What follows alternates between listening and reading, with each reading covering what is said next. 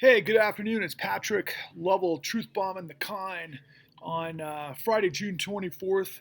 It looks like about 3 p.m. my time, 2:51 p.m. my time, and again, just another page in the book of the nutty world that we see unraveling before our eyes. Now, of course, today's Dog and Pony show is really kind of the consequences of 5 decades of relentless focus by the far right, fueled by, in large measure, the Koch enterprises, to be able to stack the deck of the Supreme Court and everything that came before that we knew 6 months ago to the leak of the Alito opinion that was going to lead to Roe versus Wade being overturned. And now we see people suddenly, showing up in the streets, with emotion and being upset and, trying to change things. It's obvious that people that do this are not aware of our system or aware of how things operate. You can't fight the fight on your heels when you've already lost. I mean, the time to go nuts would have been when the Alito memo was revealed. Not to mention, years and years ago, when of course the things were happening within the courts and fueling corruption, quite frankly, through what FEC versus trying to think of the Federal Trade Commission thing that happened way back when. But that kind of set the tone for all of the stuff that led to Citizens United, which basically opened up the operative to be able to create corruption within the system. And Americans are like, duh. What the fuck's going on? Let me watch, the next video of some hot chick dancing or, myself. I mean, I do the same thing, right? I'll watch surfing, skateboarding, skiing, just badass people and really cool people doing really cool shit, but it's a distraction. Meanwhile, as I continue to tell you, those that operate by getting, the funds, and understand how the system works and work behind the scenes, these people have been relentless for decades, for a lot of crusades, okay? Many of whom want to take us back, obviously, 100 years. And I keep saying that one side of the equation is the new Confederacy. And that brings me to the January 6th hearings, right? So the January 6th hearings is you listen to all this stuff, it's absolutely outrageous and maddening, but at the same time, it's so incredibly revealing from my perspective, particularly because, guys, for years, I was watching Rachel Maddow going, why isn't she telling what I understand about the con? I mean, I was a producer. I was doing it myself. I was doing the deep dive on the investigation, everything else. But because of the sort of resources that MSNBC has and, the things that they could potentially do that were incredibly obvious to me, it just wasn't happening. And I kept thinking to myself, well, wait a second. What exactly is Rachel Maddow? I mean, I know exactly what, Fox stands for. And CNN, quite frankly, is just off the rails clueless. These guys get paid millions upon millions of dollars to make sure you don't understand what's going on. I mean, obviously CNN couldn't get it right if their lives depended on it, but guys at Fox, Tucker Carlson, they're going to tell you their version of the story and get paid millions of dollars to take you down a specific path. Quite frankly, in reaction, same with MSNBC. And how does that play out into what I'm trying to get you to understand? Well, the bottom line is that in the January 6th hearings, everything that's being unfolded literally plays out on the fucking con. I can tell you right now that Donald Trump didn't just get the light bulb go on in his head about, oh my God, what if we created documentation fabrication to try to, basically steal the election? And right now, I think the actual charge against him in this election that's going to go to the DOJ is defrauding the United States. Now, look, Trump's been doing this for decades. And if you don't know that, that's like the kind of people that go out in the streets today to protest, the decision on Roe v. Wade when this has been going on for decades that led to now. You don't fight when it's over. And so, with Trump, for example, I kind of think of him as in this particular situation, especially as we see what happened because he placed, he did his part with getting conservative justices on the Supreme Court, and this is what it was all about. And it almost looks like he took one for the team. That all of this stuff was just basically a hijacking to railroad the situation to basically appease the religious right, and he gets his. But let's put this into perspective. What did he actually get? Well, he's playing ball with the Saudis, and Jared Kushner got a big bailout, on 666 Park Avenue, and his former Treasury Secretary Steve Mnuchin, I think, got like $4 billion in investment capital from Saudi, and that's part and parcel to kind of small potatoes compared to what we have been doing with Saudi all along, which led to Saudi Aramco and the largest IPO offering in history that happened back in 2017. This off the rails heels of everything that 9/11 constitutes. For example, Dick Cheney and George Bush had information that the cells were in the United States and made sure that our intelligence agencies, the FBI and the CIA, weren't talking to each other. Why might that be? That's just one part of the equation. Same with Wall Street, right? In 2008, it was the largest criminal conspiracy and cover-up in history. It was a Ponzi scheme that led to tens of millions of people that were the most vulnerable and the most unsophisticated financially, as all the way up the food chain to the most sophisticated financially, and pensions and everything else, all got freaking set up in this whole scheme that when they blew up the world, we gave $29 trillion to the criminals that pulled it off. And then they've doubled down ever since. So, for example, we've got, and the reason I wanted to drop this truth bomb today in the midst of all of this is that in the last 12 hours, literally, we dropped, a little feature that we did on Krystal Ball, who I've been a guest on her show twice, telling her all this stuff. And she happened to be a guest on Bill Maher. And we threw this up to just kind of accentuate the point of all of the stuff that's going on and what we've been telling you the whole time. And I think we've had over 36,000 views in less than 12 hours.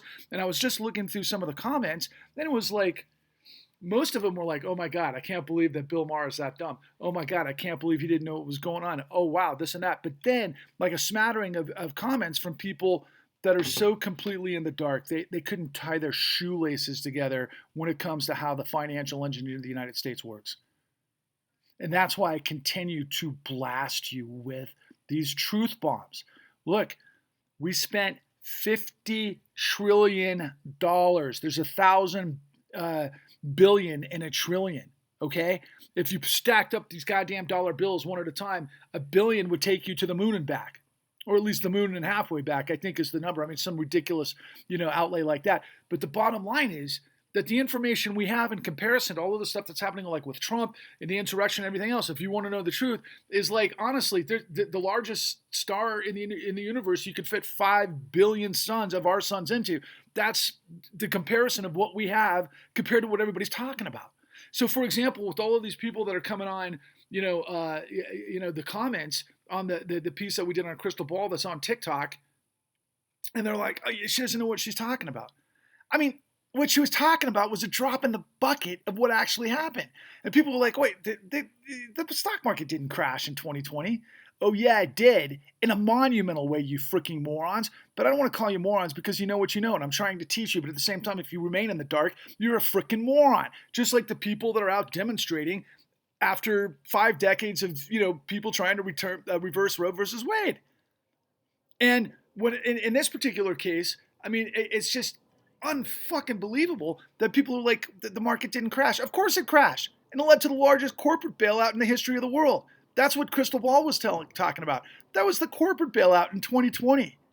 That's one piece of it. In 2019, nobody's talking about what happened in 2019. We had another run in the market that basically created another global derivatives run that was almost the same exact thing that happened in 2009. And this time, in 2019, we sunk somewhere in the 18 to 22 trillion range. I've seen figures like 11.9 trillion, but when you think about the guarantees and other things, I mean, it's really north of 20 trillion. In terms of what that actual bailout does for the financial engine to keep doing what it does. And there's all sorts of variables of what it does. Mostly suck fees out of systems through Ponzi scheme fucking, schemes. I mean, and I said to somebody the other day, and in fact, I think I said this on one of my truth bombs, it's not rocket science. It's racketeering, you freaking morons. It's a corporate fascist state undergirded by a criminal syndicate. It's the fucking mob.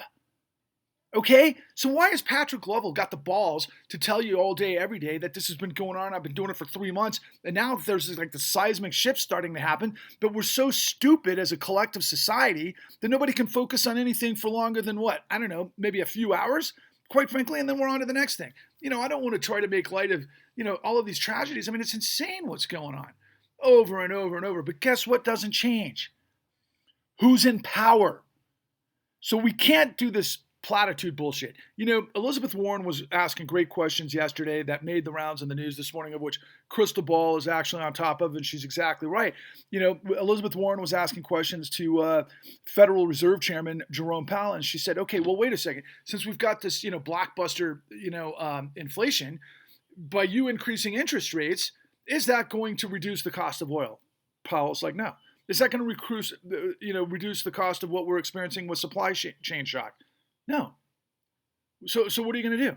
We're going to rise interest rates, and we're going to basically, set up a time bomb for a recession so that we can blow up inflation to where it's like over 4.5%. That's going to handle consumption. Meanwhile, we have plowed $50 trillion into the financial system that these guys have been able to pull off a fraudulent fictional enterprise where they sell fucking sawdust securities from zombie companies right back to the Federal Reserve. And the Federal Reserve has been buying it since 2009. That's what quantitative easing is all about.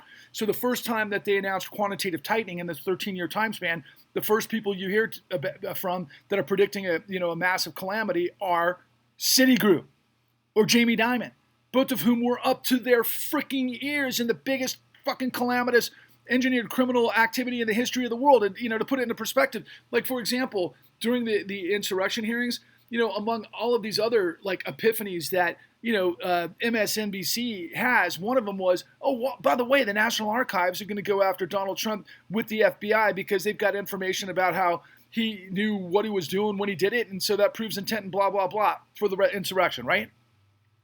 What do we have in the con? Who has seen the con? Raise your hand. Who can tell me who Richard Bowen is? What did we reveal from the National Archives? We revealed that Richard Bowen went to the Securities and Exchange Commission, then he went to the Federal Crisis Inquiry Commission, and then I think he talked to, anybody in the world of this situation with financial fraud that would listen, including the investigation from the FBI, all ignored him. He ends up in front of the FCIC Commission, tells the world what he knew about Citigroup and who we told. He told former Secretary of the Treasury, Robert Rubin, who was the former CEO of Goldman Sachs, who became the chairman of the board of Citigroup throughout this whole madness, this time period from about, let's call it 1991 to 2008 at that time. And ultimately, what did Rubin pull off? Bowen told everybody who were the executives, because he was the chief regulator or underwriter, that they were selling $90 billion a year of fraudulent securities, which are against mammoth laws of representation of warranties. The whole thing.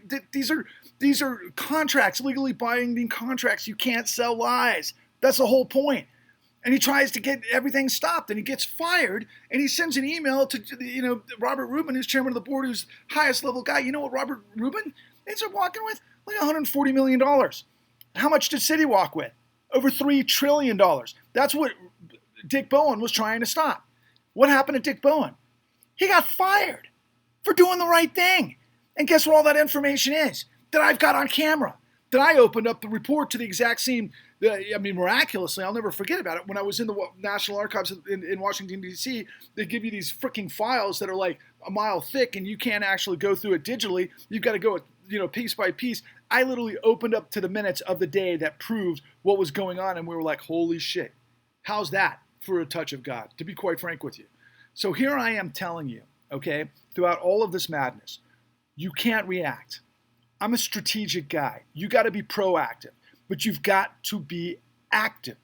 You got to be an activist. You've got to understand that they're pissing on your head, telling you it's rain, unless, of course, you're the top 0.001%, then the system serves you, okay?